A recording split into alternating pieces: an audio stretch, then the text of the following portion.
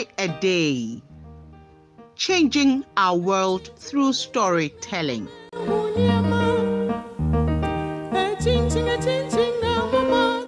Abrewa's piece. It was a couple of weeks to vacation, and Uncle Kwesalabo told his daughters, Baba and Eresi, that they would spend the vacation with Grandma Arabadoma in Cape Coast. The girls were excited because Grandma Arabadoma always told them interesting stories, so they looked forward to the journey to Cape Coast. Baba and Eresi began the countdown. Their bags were packed way ahead of time. On the day of vacation, Baba and Eresi told their friends that they would be visiting their grandmother in Cape Coast. Their friends were equally happy because they would get to hear more stories the next term. The girls woke up early the next day, brushed their teeth, took their bath, and woke their parents up. Their mother, Auntie Bawa, prepared breakfast and insisted that they ate well before they began the journey. Uncle Kwesalabo got ready and asked them to pack their bags in the car. They hugged their mother and she asked them to be of good behavior and bade them a safe journey. They sat in the car, fastened their seatbelt, and their father led them to pray.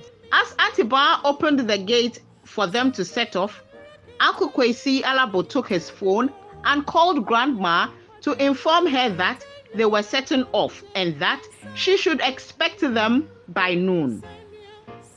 Grandma was also happy and looked forward to their coming. She went to the market to buy some foodstuff to prepare lunch for her son and grandchildren. Sitting at the back seat of the car, they looked through town. When they got to West Hills Mall, they made a stop and Uncle Kwesalabo purchased some items. They continued their journey and got to Kaswa. They kept asking their father where they had gotten to. Uncle Kwesalabo told them about the Buduburam camp when they got there. They went past the Winneba Junction and later got to Mankasim. There, they saw some statues at the Mankasim roundabout and asked their father who they were. Uncle Kwesalabo explained to them that they were Obruman Kuma, Odapejan, and Osun. Who and what did they do? Baba asked. There, the history class began. The original name of Mankasim is Adwechu.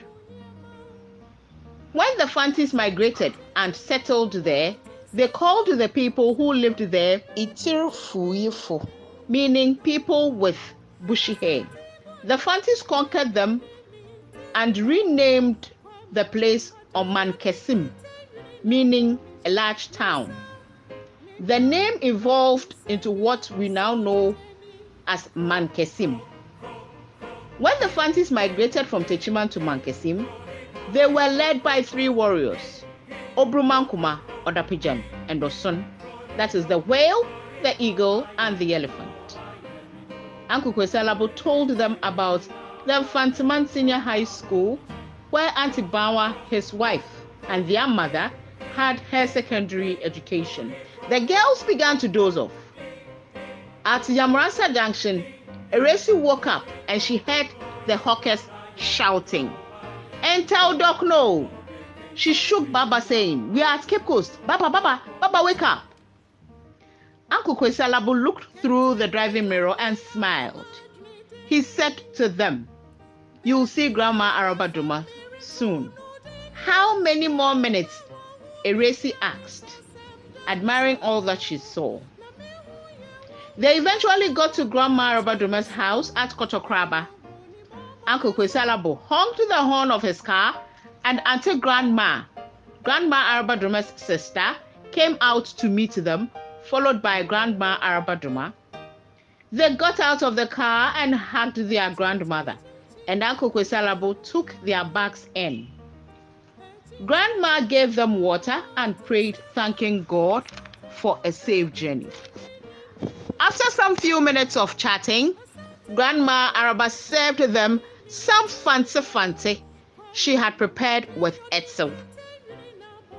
Uncle Kwesalabo quickly washed his hands and enjoyed the meal and left to see some friends. When Baba and Eresi were done eating, they left the plates on the table and went to wash their hands, sat in front of the television and changed the channel. Grandma Arabaduma came in to see the plates on the table and asked them to turn off the television and get to the kitchen with the plates to clean them. She went to the kitchen with them and made sure they cleaned the plates well. She asked Eresi to clean the table, which she did. Later in the evening, after they took their bath and ate supper, Grandma sat with them and told them that their parents go through so much to put food on their table. The least they can do is to clean the table and wash their plates. But if they left their plates unwashed, it showed great disrespect. As children, you have to understand the language of the eyes. It is not everything that your parents will open their mouths to say. You need to understand some gestures they make when people are around. When your parents get visitors, do not wait to be told to excuse them. Get up and find your space. Do not eavesdrop on the conversations of elders till you are asked to speak. Do not do so. When speaking to elders, make sure you have your hands behind you. You do not interrupt when an elderly person is talking to you. Let people know that your parents are nurturing you and not rearing you, okay? Learn to say thank you, please, and I'm sorry. When she ended, Eresi said thank you to Grandma Arabaduma. Baba, Grandma said, your father said he was going to see his friend at Abrewa. I'm sure he'll be back soon. Grandma, where's Abrewa? On our way, we heard the conductors shouting, Abrewa PPP. Grandma smiled and said, Abrewa Pedade Sadar Tibuda Komasta Yenkwe. My dear friends, there is a vast difference between a cultured person and an uncouth being. Let Grandma's advice be a part of you, and it will take you places. A word to the wise is enough. Do not forget to subscribe, like, and share. Your comments are also appreciated. A story a day, changing our world through storytelling.